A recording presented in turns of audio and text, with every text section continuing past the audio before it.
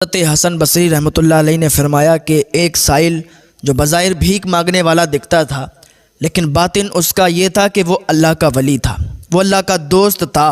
तो वो एक मस्जिद के दरवाज़े पर बैठा हुआ लोगों से रोटी तलब कर रहा था, लोगों से रोटी मांग रहा था कि एक रोटी का सवाल है, कोई मुझे एक रोटी ला के दे दे, मैं खा लूँ, मेरा पेट भर जाए।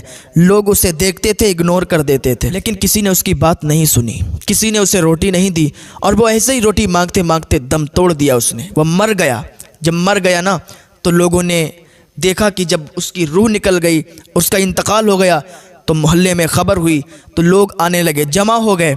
लोगों ने चंदा किया, उसके कफन दफन का इंतज़ाम किया और उसको जब दफन करके वापस आए तो मुअज्जिन जब मस्जिद के दरवाज़े पर पहुंचा तो देखा कि जो कफ़न उसके लिए तैयार किया गया था, जो कफ़न उसे दिया गया था, तो मस्जिद के दरवाज़े पर पड़ा हुआ था और उसमें ये तहरीर लिखी हुई थी, तुम लोगों का दिया हुआ कफ़न तुम्हें वापस लौटाया जा रहा है, इसलिए कि तुम बदतरीन कौम हो।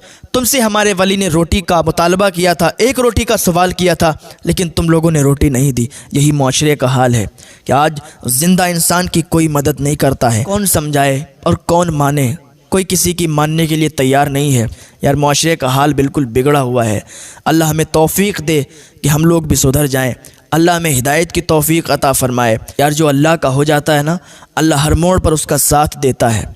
बंदा उसका साथ दे या ना दे, ये दुनिया उसका साथ दे या ना दे, आप समझते हो कि ये गुदड़ी पहने, ये आवारा सा इंसान, ये कूड़ा करकट में, ये कूड़ा करकट खाने वाला, ये रास्तों में गली नालों में पड़ा हुआ इंसान, इसको कौन पालता है, इसको कौन खिलाता है, ये मजज़ूब है, इसको कौन अपने यहाँ रखता है, ये मत सोचा करो, क्योंकि अल्लाह है ना, वो अल्लाह सब देखता है। अब मैं आपको बताऊं कि जो अल्लाह का होता है ना, अल्लाह उसका साथ कैसे देता है।